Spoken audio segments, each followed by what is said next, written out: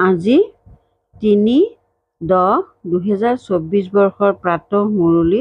ওম শান্তি। বাপ দাদা মধুবন। আজি বাবাই কৈছে, মৰমৰ সন্তানসকল, ৰাৱণৰ বিধি হৈছে আখুৰি মত, মিছা কথা কোৱা। পিতাৰ বিধি হৈছে শ্ৰীমত, সঁচা কথা কোৱা।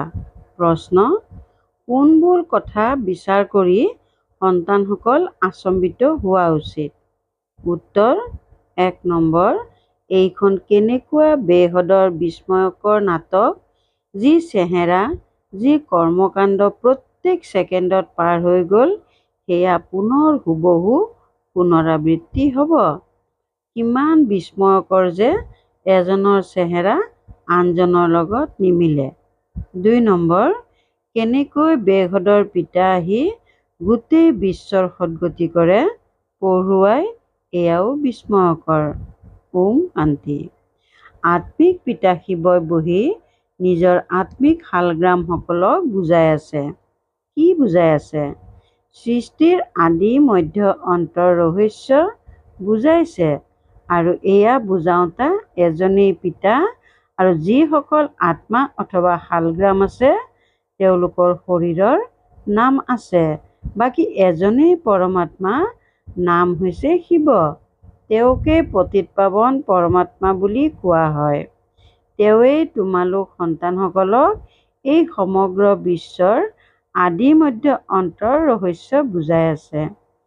ভূমিকা পালন কৰিবলৈকেতো সকলো ইয়ালৈ আহে। এয়াও বুজোৱা হৈছে, বিষ্ণুৰ ২টা ৰূপ আছে। শংকৰৰতো কোনো ভূমিকা নাই। এই সকলো কথা পিতাই বুজায়। পিতা কেতিয়া আহে? যেতিয়া নতুন সৃষ্টিৰ স্থাপনা আৰু পুৰণি সৃষ্টিৰ বিনাশৰ সময় হয়। সন্তানসকলে জানে যে নতুন সৃষ্টিত এক আদি সনাতন দেৱী দেৱতা ধৰ্ম প্ৰতিষ্ঠা হয়। সেয়াটো পৰমপিতা পৰমাত্মাৰ বাহিৰে আন কোনেও কৰিব নোৱাৰে। তেওঁৱেই একমাত্ৰ পৰমাত্মা, যাক পৰমাত্মা বুলি কোৱা হয়। তেওঁৰ নাম হৈছে শিৱ। তেওঁৰ শৰীৰৰ নাম নাথাকে। অন্য যিসকল আছে, সকলোৰে শৰীৰৰ নাম থাকে।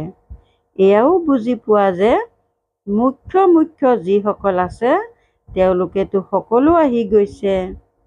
ড্ৰামাৰ চক্ৰ অনুসৰি ঘূৰি ঘূৰি এতিয়া অন্তত আহি পাইছে। অন্তত পিতাৰহে প্ৰয়োজন। তেওঁৰ জয়ন্তীও উদযাপন কৰে। শিৱ জয়ন্তীও এই সময়তেই উদযাপন কৰে, যেতিয়া সৃষ্টি পৰিৱৰ্তনৰ সময় হয়। ঘোৰ অন্ধকাৰৰ পৰা অতি আলোক হয়, অৰ্থাৎ দুখধামৰ পৰা সুখধাম হয়। সন্তানসকলে জানে যে পৰমপিতা পৰমাত্মা শিৱ এবাৰেই পুৰুষোত্তম সংগম যুগত পুৰণি সৃষ্টিৰ বিনাশ কৰি নতুন সৃষ্টি স্থাপনা কৰিবলৈ আহে। প্ৰথমে নতুন সৃষ্টি স্থাপনা, পাছত পুৰণা সৃষ্টিৰ বিনাশ হয়। সন্তানসকলে বুজি পায় যে পঢ়ি শুনি আমি বুদ্ধিমান হ'ব লাগে আৰু দৈবী গুণো ধাৰণ কৰিব লাগে। আসুৰী অৱগুণ পৰিৱৰ্তন কৰিব লাগে। দৈবী গুণ আৰু আসুৰী অৱগুণৰ বৰ্ণনা তালিকাত দেখুৱাব লাগে। নিজকে নিৰীক্ষণ কৰিব লাগে। মই কাকো বিতুষ্টতো নকৰোঁ, মিছা কথাটো নকওঁ, শ্ৰীমতৰ বিপক্ষেতো নাযাওঁ। মিছা কথা কোৱা, কাৰোবাক দোষ দিয়া, বিতুষ্ট কৰা, এইবিলাক হৈছে ৰাৱণৰ বিধি, আৰু সেয়া হৈছে ৰামৰ বিধি। শ্ৰীমত আৰু সেয়া হৈছে ৰামৰ বিধি। শ্ৰীমত আৰু আসুৰী মতৰ গায়নো আছে। আধাকল্প আসুৰী মত চলে, যাৰ দ্বাৰা মনুষ্য অসুৰ, দোষী, ৰোগী হৈ যায়। ৫ বিকাৰৰ প্ৰৱেশ হয়। পিতা আহি শ্ৰীমত দিয়ে। সন্তানসকলে জানে যে শ্ৰীমতৰ দ্বাৰা আমি দৈবী গুণ প্ৰাপ্ত কৰোঁ। আসুৰী গুণৰ পৰিৱৰ্তন কৰিব লাগে। যদি আসুৰী গুণ ৰৈ যায়, তেন্তে পদ কম হৈ যাব। জন্ম জন্মান্তৰৰ পাপৰ বোজা শিৰত আছে। সেয়া পুৰুষাৰ্থৰ ক্ৰম অনুসৰি পাতল হৈ যাব। এইটোও বুজি পোৱা যে এয়া হৈছে পুৰুষোত্তম সংগম যোগ। পিতাৰ দ্বাৰা এতিয়া দৈৱী গুণ ধাৰণ কৰি নতুন সৃষ্টিৰ মালিক হওঁগৈ। গতিকে এইটো সিদ্ধ হয় যে পুৰণি সৃষ্টিৰ বিনাশ নিশ্চয় হ'বই। নতুন সৃষ্টিৰ স্থাপনা ব্ৰহ্মা কুমাৰীসকলৰ দ্বাৰা হ'ব। এইটো দৃঢ় নিশ্চয় আছে যে সেইবাবে সেৱাত ব্ৰতী হৈ আছা। কাৰোবাৰ নহয় কাৰোবাৰ কল্যাণ কৰিবলৈ যত্ন কৰি আছা। তোমালোকে জানা যে আমাৰ ভাই ভনীসকলে কিমান সেৱা কৰে। সকলোকে পিতাৰ পৰিচয় দি থাকে। পিতা নিশ্চয় আহিছে। প্ৰথমতে কিছু সংখ্যকেহে পাব, পাছত বৃদ্ধি হৈ গৈ থাকিব। এজন ব্ৰহ্মাৰ দ্বাৰা কিমান ব্ৰহ্মা কুমাৰ হয়। ব্ৰাহ্মণ কুলটো নিশ্চয় লাগে নহয়। তোমালোকে জানা যে আমি সকলো ব্ৰহ্মা কুমাৰী শিৱ বাবাৰ সন্তান। সকলো ভাই। আচলতে ভাই পাছত প্ৰজাপিতা ব্ৰহ্মাৰ হোৱাৰ পাছত ভাই ভনী হয়। আকৌ দেৱতা কুলত গ'লে সম্বন্ধ বৃদ্ধি হৈ গৈ থাকিব। এই সময়ত ব্ৰহ্মাৰ পুত্ৰ আৰু পুত্ৰী হোৱা গতিকে এটাই কুল হ'ল। ইয়াক ৰাজবংশ বুলি কোৱা নহ'ব। ৰাজ্য কৌৰৱৰো নাই, পাণ্ডৱৰো নাই।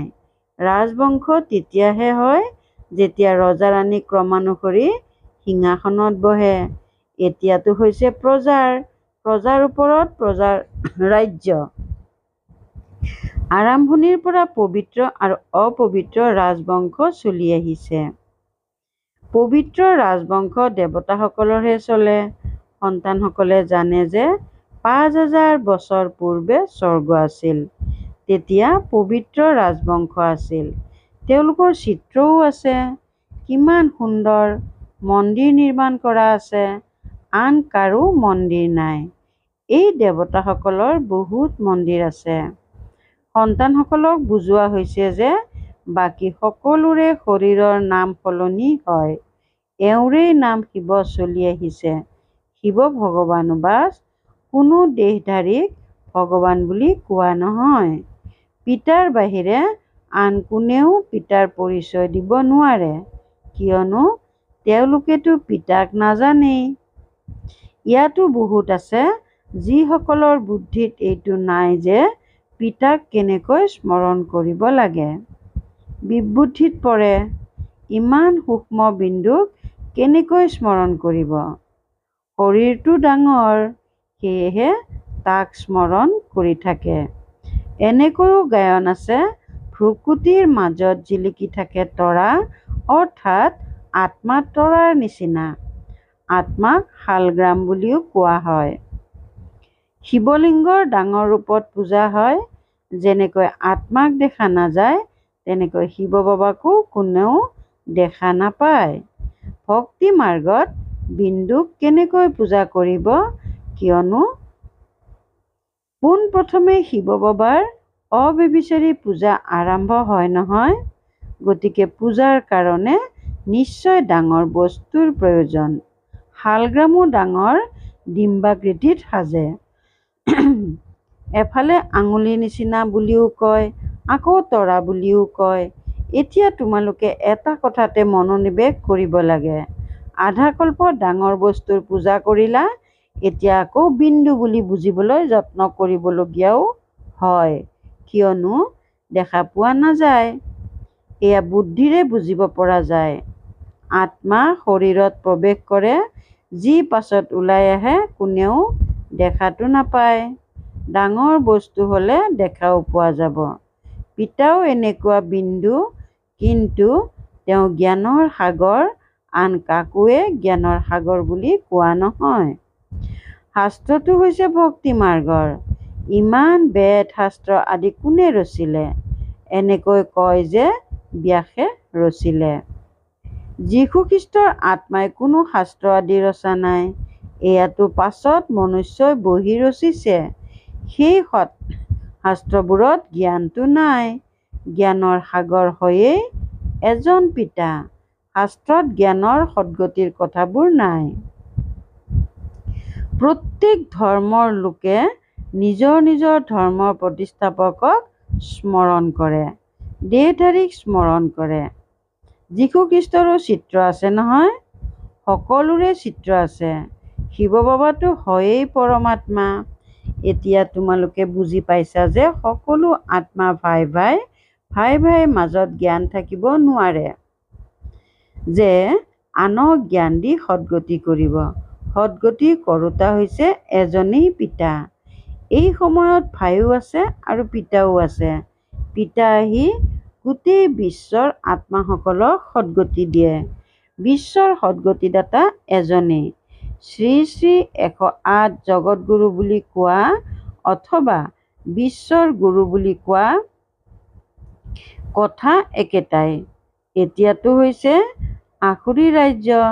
সংগমতে পিতা আহি সকলো কথা বুজায়।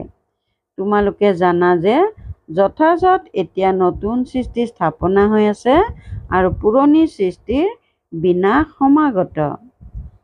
এইটো বুজোৱা হৈছে যে পতিত পাৱন এজনেই নিৰাকাৰ পিতা, কোনো দেহধাৰী পতিত পাৱন হ'ব নোৱাৰে। পতিত পাৱন পৰমাত্মাই হয়। যদি পতিত পাৱন সীতাৰাম বুলিও কয়, তেতিয়াও পিতাই বুজাইছে যে ভক্তিৰ ফল দিবলৈ ভগৱান আহে। গতিকে সকলো সীতা হৈছে কইনা আৰু দৰা এজন ৰাম, যিজন হৈছে সকলোকে সদ্গতি দিওঁতা।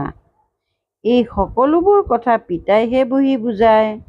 ড্ৰামা অনুসৰি তোমালোকে পুনৰ 5000 বছৰ পাছত এই কথাবোৰ শুনিবা। এতিয়া তোমালোক সকলোৱে পঢ়ি আছা। স্কুলত কিমানেই পঢ়ে, এয়া সকলো ড্ৰামাত নিৰ্ধাৰিত হৈ আছে। যি সময়ত যি পঢ়ে, যি কৰ্মকাণ্ড চলে, সেই কৰ্মকাণ্ডই কল্পৰ পাছত হুবহু হ'ব। 5000 বছৰ পাছত আকৌ পঢ়িব। এই অনাদি ড্ৰামা ৰচি থোৱা আছে, যিয়েই প্ৰত্যক্ষ কৰিবা। প্ৰতি ছেকেণ্ডত নতুন বস্তু দেখিবলৈ পাবা। চক্ৰ ঘূৰি থাকিব। নতুন নতুন কথা তোমালোকে দেখি থাকিবা।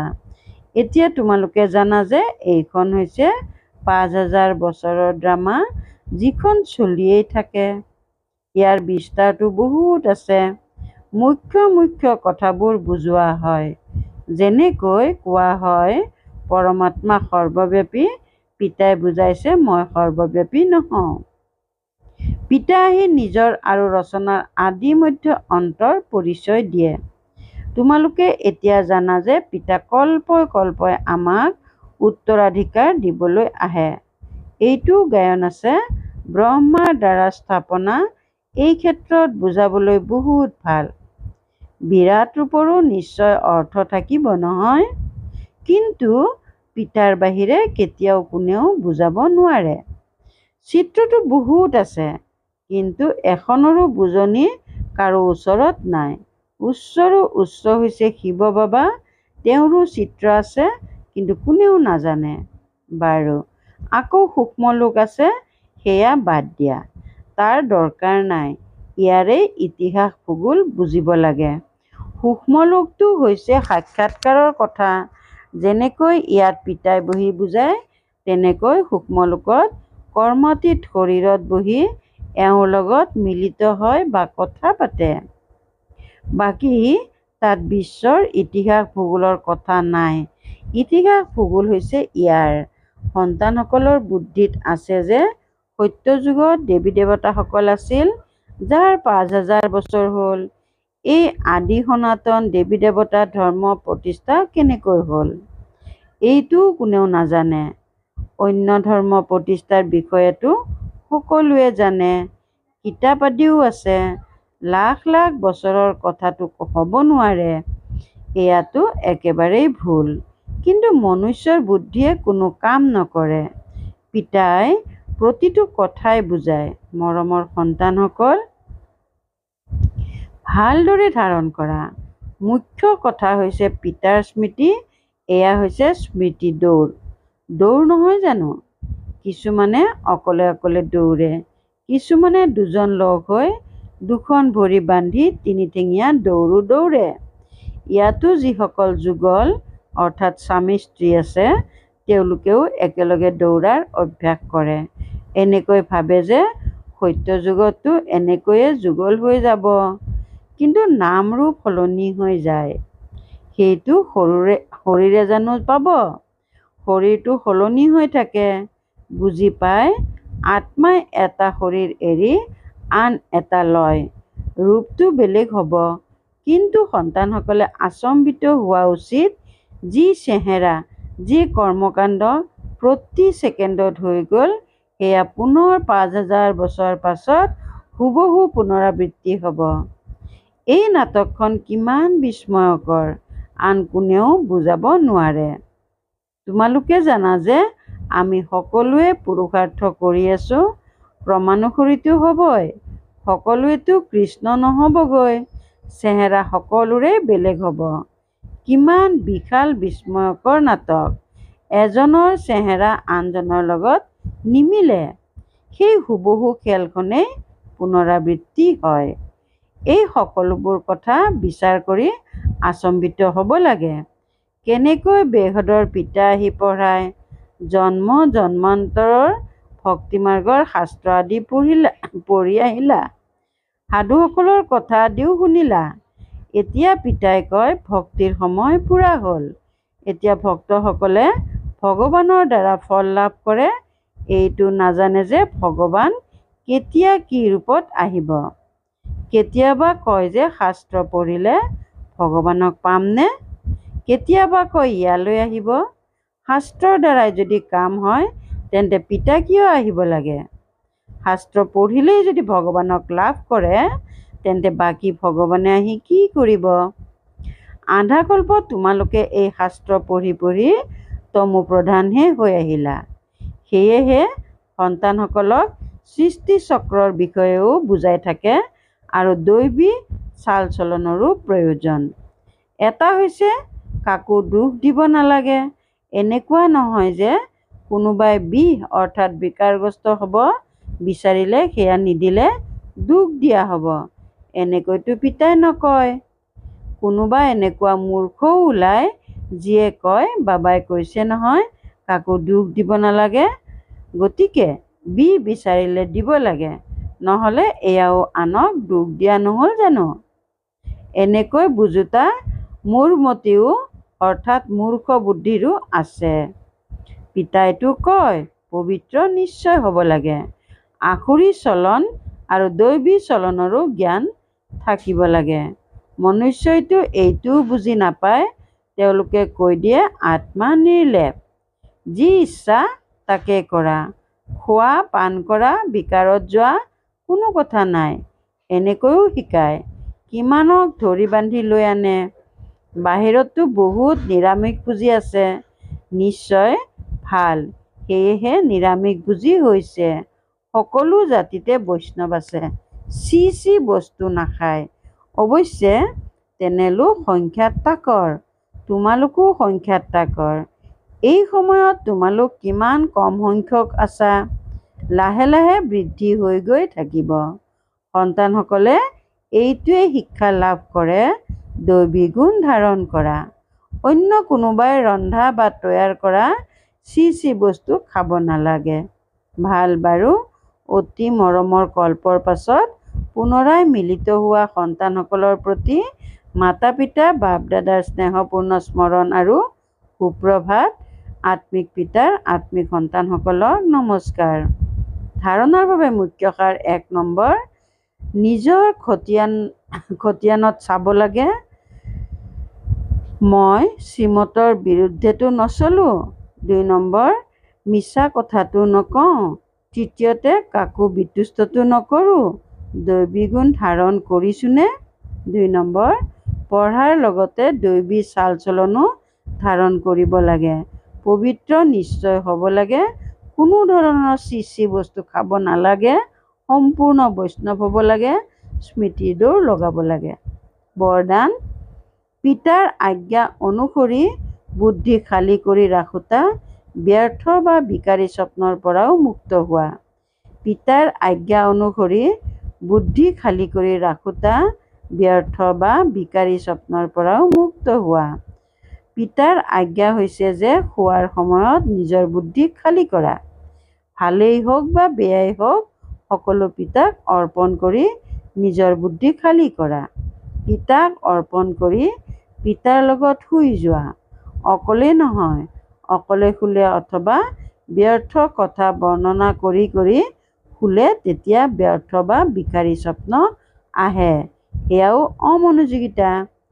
এই অমনোযোগিতা এৰি আজ্ঞা অনুসৰি চলা, তেতিয়া ব্যৰ্থ বা বিকাৰী স্বপ্নৰ পৰা পূৰা মুক্ত হৈ যাবা।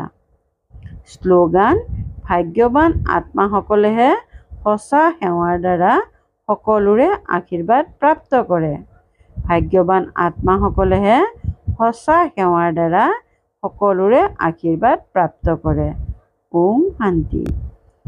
পুৰণা সংস্কাৰ পৰিৱৰ্তন কৰি সংস্কাৰ মিলনৰ ৰাস কৰিবলৈ আজিৰ অব্যক্ত সংকেত: যেনেকৈ পিতাৰ সংস্কাৰ সদায় উদাৰ অন্তৰৰ, কল্যাণকাৰী, নিস্বাৰ্থ, দয়াশীল, পৰোপকাৰী, তোমালোক সন্তানসকলৰো তেনেকুৱা সংস্কাৰ হওক। সদায় পৰস্পৰ একমত, স্নেহী, সহযোগী হৈ সংস্কাৰ মিলন কৰা, এয়াই মহানতা। সংস্কাৰৰ সংঘৰ্ষ যাতে নহয়, সদায় সংস্কাৰ মিলনৰ ৰাস কৰি থকা, সংস্কাৰ মিলন কৰা অৰ্থাৎ সম্পূৰ্ণতা আৰু সময়ক সমীপত অনা। ওম শান্তি।